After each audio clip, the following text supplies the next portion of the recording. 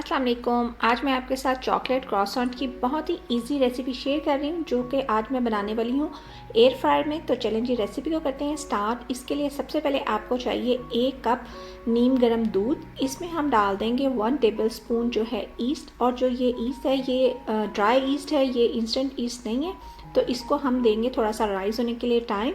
तो साथ में हम डाल देंगे इसमें 1 टेबलस्पून शुगर, और दोनों चीज़ें डालने के बाद हम करेंगे इसे अच्छे तरीके से मिक्स, और उसके बाद हम इसको रख देंगे साइड पे राइस होने के लिए। तो 5 मिनट के लिए आपने इसको छोड़ देना है, और उसके बाद जी आपने ले लेना है 2.5 कप मैदा, और उसको आपने लेना है अच्छे तरीके से छान, और उसके बाद हम इसमें डालेंगे 1 टीस्पून सॉल्ट, और साथ में हम इसमें ऐड कर देंगे वही वाला मिक्सचर दूध और ईस्ट और चीनी का जो अभी हमने बना के रखा था। और आप देखें इसके ऊपर ये फोम सा आ गया है, तो इसका मतलब है कि जो हमारा ईस्ट है वो बिल्कुल ठीक है और वो राइस भी हो चुका हुआ है। तो चलें जी इसको इसमें डालने के बाद हम इसमें ऐड कर देंगे 5 टेबलस्पून ऑयल के। मैंने ऑलिव ऑयल लिया है, आपके पास जो भी वेजिटेबल ऑयल अवेलेबल हो वो आप इसमें डाल दें।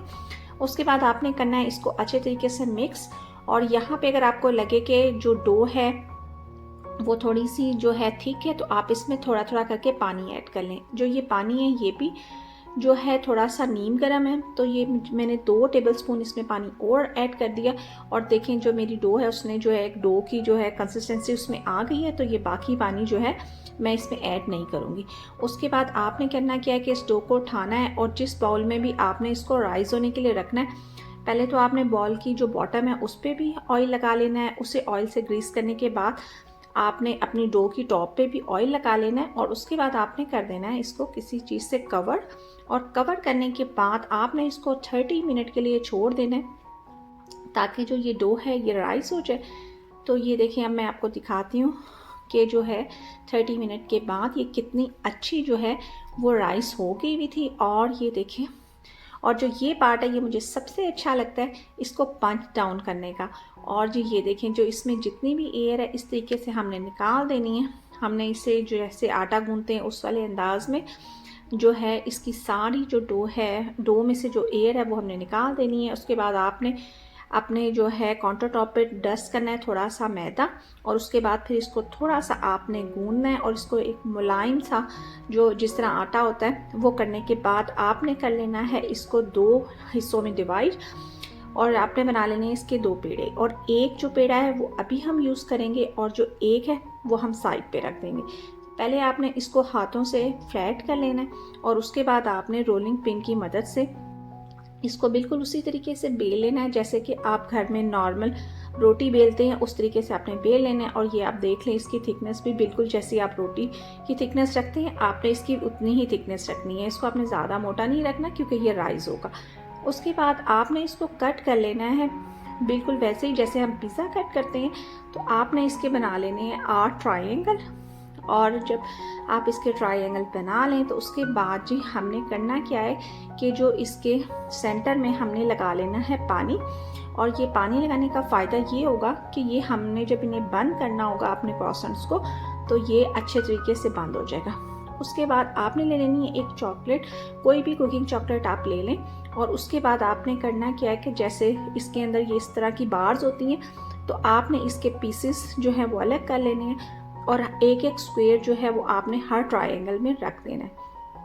उसके बाद आपने करना क्या है कि आपने इसको जस्ट रोल करते जाना है, और जहाँ पे हमने पानी लगाया था वहाँ पे पहुँचने के बाद आपने जो है इसको थोड़ा सा दबा के तो इसको इसके साथ स्टिक कर देना है। तो जी इस तरह आपके पास ये क्रॉसेंट बन के रेडी हो जाएंगे। बस सेम जो है तरीक़ों को फॉलो करते हुए आपने जो है सारे क्रॉसेंट जो हैं वो अपने रेडी कर लेने हैं। और उसके बाद जी हम इनको देंगे 10 मिनट जो है इनको रेस्ट देंगे, जिसमें ये मज़ीद जो है ना डो राइस हो जाएगी। और चूँकि मैं बना रही हूँ एयर फ्रायर में, तो फिर मैंने जो है कुछ क्रॉसर्स जो हैं वो एयर फ्रायर में रख दिए हैं। और यहाँ पे आप देख सकते हैं कि एयर फ्रायर जो है वो ऑन नहीं है, और जो दूसरा पेड़ा था उसके भी मैंने सारे क्रॉसेंट बना लिए हैं, और उनको भी आपने कवर करके राइस होने के लिए छोड़ देना है। और यहाँ पे 10 मिनट हो चुके हुए थे, और आप देखें कि जो क्रॉसेंट हैं वो अपने साइज़ से डबल हो गए हैं। और इसको आपने इसी तरीके से फासले पे रखना है ताकि ये आपस में स्टिक ना हो। उसके बाद आपने एक एग ले लेना है, और उसको अच्छे तरीके से बीट करने के बाद सारे क्रॉसेंट्स पे लगा देना है। और उसके बाद आपने उस पर डाल देने हैं सेसमी सीड्स, या फिर आप चाहें तो आप उस पर कलौंजी डाल दें, और अगर आप चाहें तो आप कुछ भी ना डालें तो भी ये बहुत अच्छे जो हैं वो बन के रेडी हो जाते हैं। तो जी आपकी मर्ज़ी है, जो आपको अच्छा लगता है आप वो उस पर डाल दें। उसके बाद आपने इसको रख देना है एयर फ्रायर में, और आपने इसका टेम्परेचर सेट करना है 180 पे। आपने इसे 8 मिनट के लिए बेक करना है, और अगर आप ओवन में बना रहे हैं तो आपने इसको 180 पे 6 मिनट के लिए बेक करना है। तो आपके ये क्रॉसेंट जो है वो ओवन में भी बहुत अच्छे बेक हो जाएंगे। और जी यहाँ पे जो है 8 मिनट हो चुके हुए हैं, और आप ये देखें कि कितने अच्छे जो हैं वो क्रॉसेंट बन के रेडी हो गए, और इनका इतना अच्छा कलर आया है, और ये पीछे से भी इनका बहुत अच्छा जो है वो कलर आ गया हुआ है। तो बस आपने इनको निकाल लेना है, और इस सारे क्रॉसेंट्स पे आपने कर लेनी है बटर की ब्रशिंग। इससे एक तो जो है आपके क्रॉसेंट बहुत देर तक सॉफ्ट रहेंगे, और दूसरा जो है क्रॉसेंट्स पे बहुत अच्छी सी शाइन भी आ जाएगी। तो जी यहाँ पे आप देखें कितने ज़बरदस्त जो हैं वो सारे क्रॉसेंट जो हैं बन के रेडी हो गए हैं। और अब मैं आपको दिखाती हूँ कि ये कितने जो हैं सॉफ्ट बने हैं, और कितने ज़बरदस्त जो हैं ये क्रॉसेंट बन के रेडी हो गए हैं। और ये मैं आपको खोल के भी दिखाती हूँ कि देखें कितना ज़बरदस्त जो है ना इसके अंदर जो वो चॉकलेट है वो आपको इसमें इस तरीके से मेल्ट होती हुई नज़र आएगी, और अंदर से पूरे तरीके से ये पक चुके हैं।